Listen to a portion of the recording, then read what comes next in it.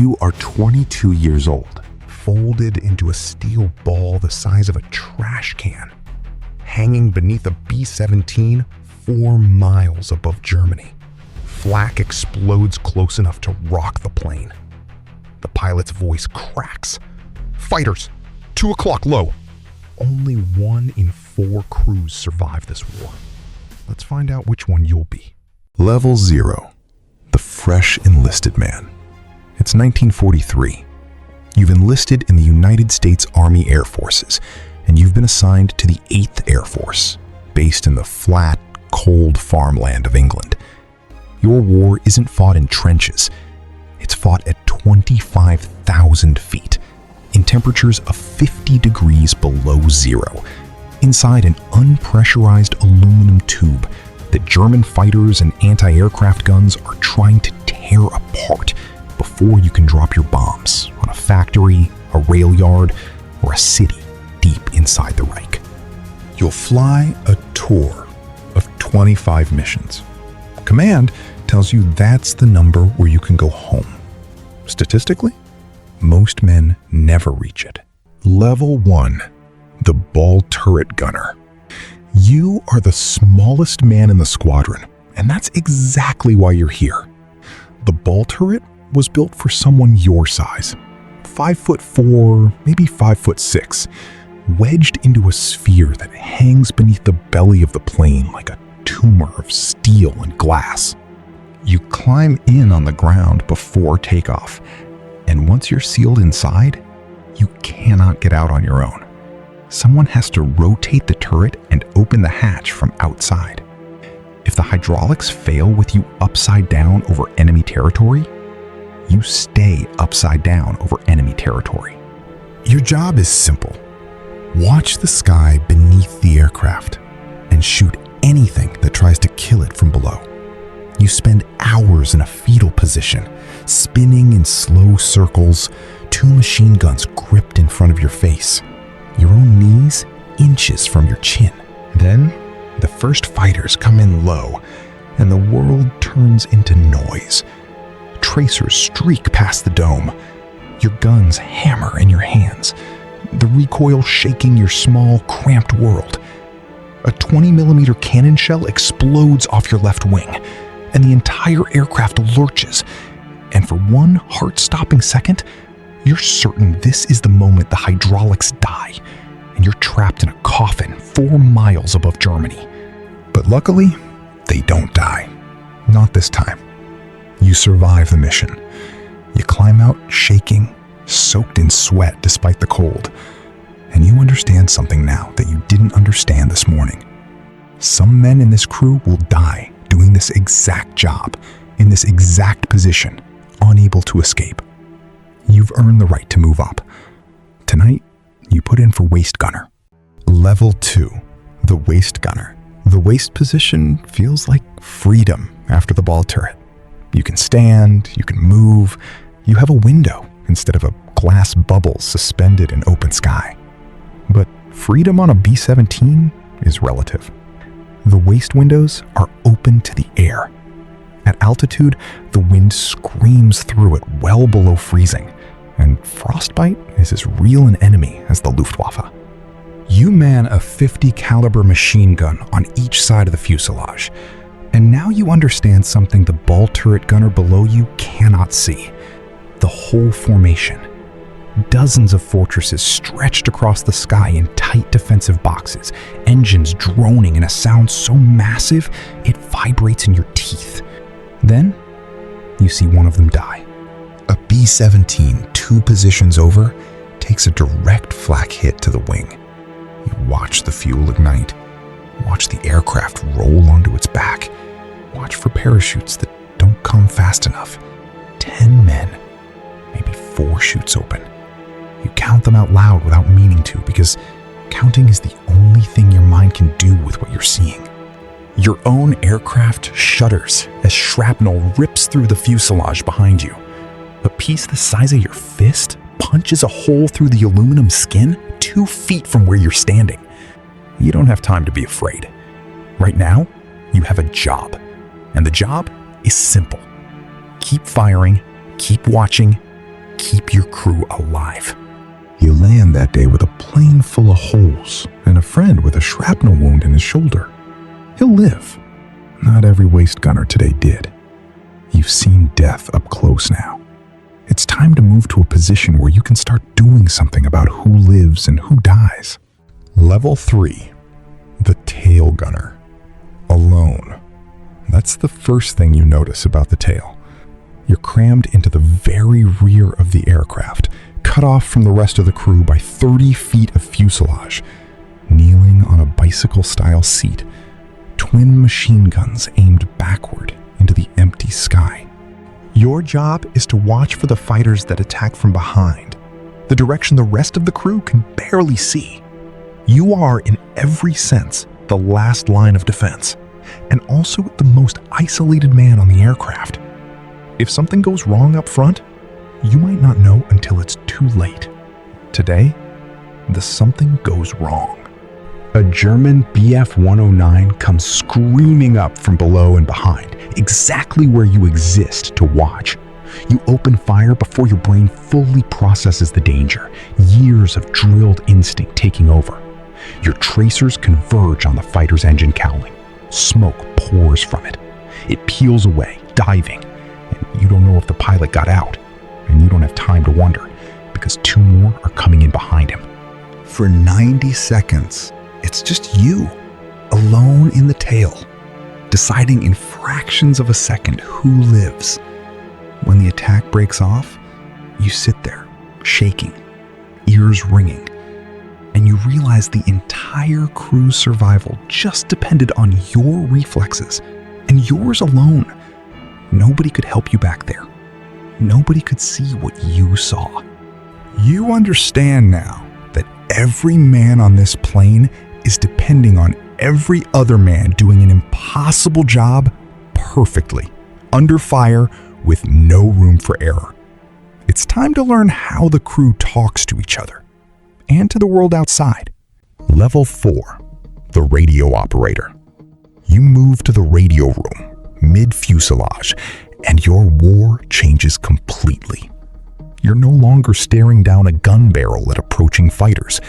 You're the nervous system of the aircraft, tracking codes, relaying commands, monitoring the formation's communications, and manning a single flexible machine gun mounted through the roof hatch above you when fighters come close enough. Today, you're the one who receives the message nobody wants to hear. Another aircraft in your formation is going down. Its crew requesting emergency frequencies, its pilot fighting a burning engine at 24,000 feet. You relay it, you log it, you feel it in your chest like a stone. Because you know their radio operator. You shared coffee with him 3 days ago in the mess hall. Then, your own aircraft is hit. Flak shrapnel punches through the radio room, missing you by inches, destroying part of your equipment. Suddenly you can't transmit.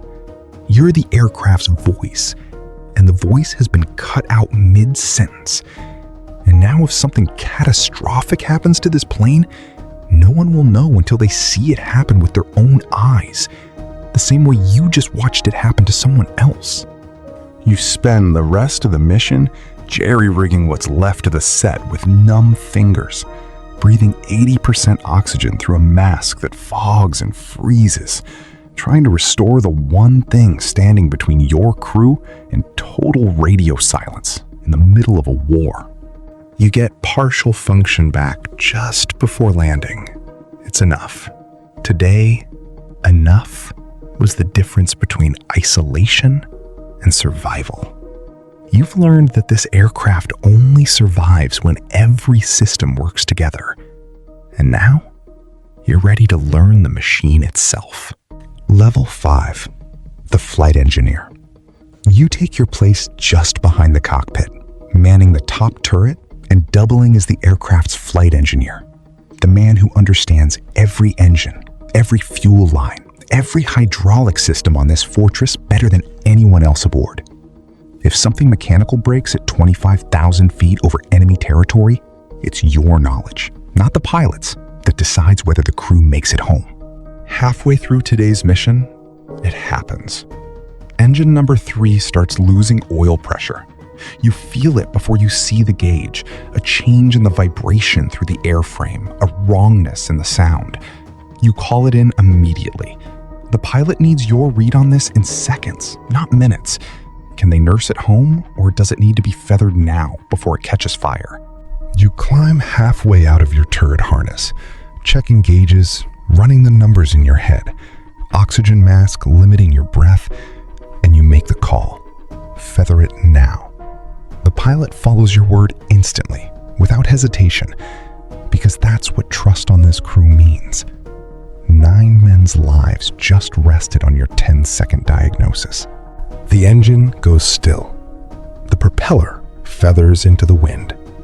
You're down to 3 engines over Germany, with fighters still in the area and a longer, slower flight home ahead of you. But you're still flying, and that's because you knew this aircraft the way you know your own hands. You've kept the machine alive. Now, it's time to deliver the reason you're all here in the first place. Level 6, the Bombardier. You move into the glass nose of the aircraft, and for the first time, you feel completely exposed.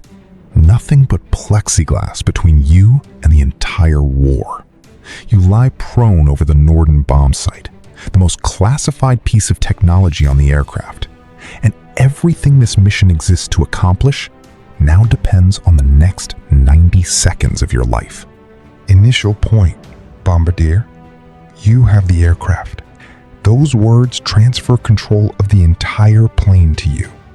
Not the pilot, you.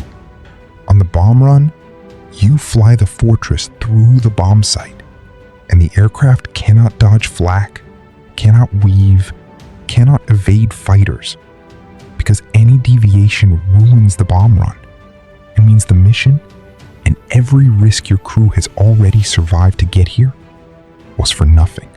Flak bursts around you in black clouds as you hold the crosshairs steady on the target below. A ball-bearing factory that Allied intelligence says is critical to Germany's war machine. Every instinct in your body screams to duck, to flinch, to look away. You don't. You can't. 10 seconds. 5, 3. Bombs away. You feel the aircraft lift, suddenly lighter, as thousands of pounds of ordnance fall away. Now, finally, the pilot can maneuver again, and the whole formation banks hard to escape the flak field.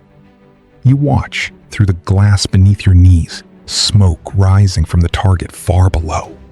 You did what 9 other men bled and froze and fought to make possible. But the mission isn't over. Now, you have to get home. And that means trusting the man who plots the way. Level 7, the Navigator. You sit at your small desk just behind the Bombardier. Charts spread in front of you, and you carry a burden almost no one else on the aircraft fully appreciates. If you're wrong, the entire crew could die lost over enemy territory, or run out of fuel over the North Sea trying to find home. There's no GPS, no satellites. You navigate by dead reckoning. Airspeed, heading, wind drift, elapsed time, and a sextant when you can get a clean sky. Recalculating constantly as the formation weaves to avoid flak and fighters throw off your course. Today, cloud cover rolls in thick beneath you on the return leg, and your usual landmarks vanish. Fuel is running lower than anyone likes after the detour you took to dodge a fighter concentration near the target. You feel the weight of it settle into your stomach. If your math is wrong, if your heading is off by even a few degrees over this many miles, you could be leading 9 men into the sea instead of home to England. You recalculate 3 times.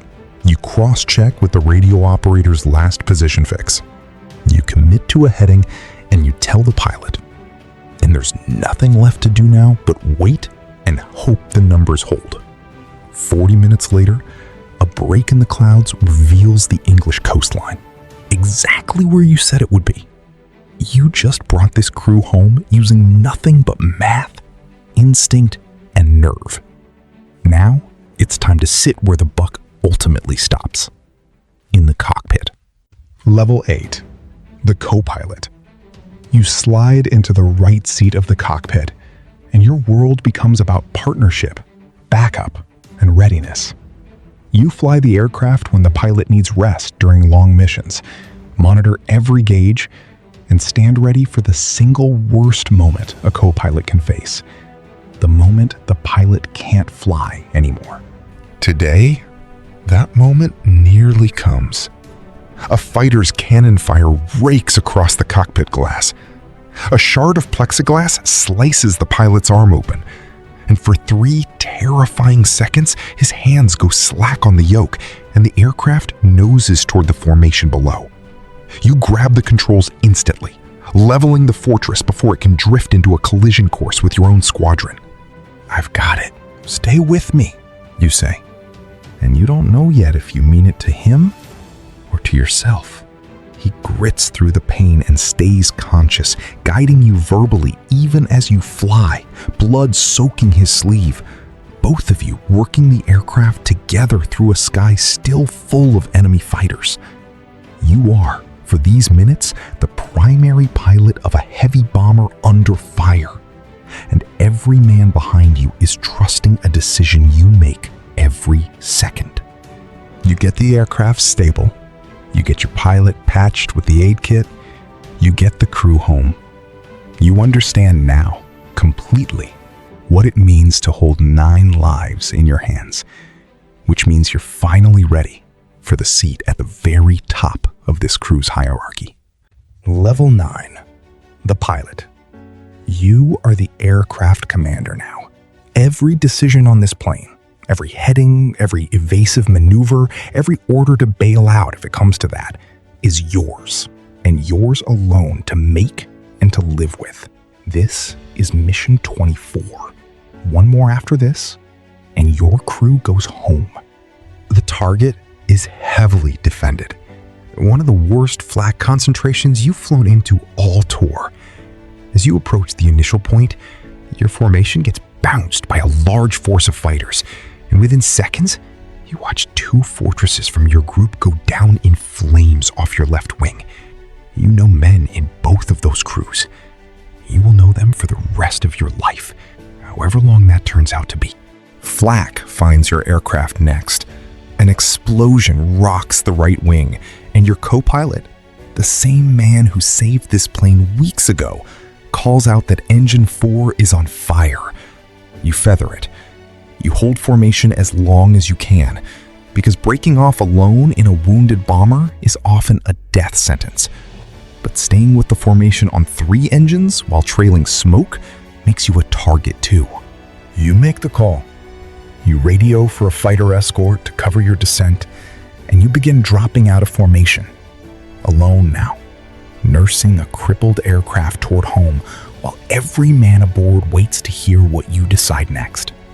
For the next 90 minutes, it's just you, flying, calculating, listening to your engineer's damage reports, your navigator's headings, your gunners calling out threats. And it's your voice that has to stay calm on the interphone, even when your hands are gripping the yoke tight enough to ache. The English coast appears, then the runway. You bring the aircraft down on 3 engines, sparks trailing from the wounded wing, and you feel the wheels touch earth and hold. Your crew is alive, all 9 of them. 1 mission left. You climb out of the cockpit onto English soil, and for a moment, you don't move. You just stand there, breathing air that isn't 50 below zero, listening to silence that isn't gunfire. You think about the ball turret gunner you once were. Small, folded, terrified, trusting men above you to bring the plane home. You think about every position you've lived through today. The isolation of the tail, the exposure of the bomb site, the weight of the navigator's math, the second chance of the co-pilot's hands on the yoke. Every one of those men had to be perfect, under fire, for you to be standing here, right now. Tomorrow, you fly your 25th mission. If you make it, you go home. You don't know yet if you will. Nobody who ever climbed into a B-17 flying fortress over Europe knew for certain. That uncertainty, carried by 10 men in 9 impossible jobs, mission after mission, is the real story of the 8th Air Force. Not the machine, the men who kept flying it anyway.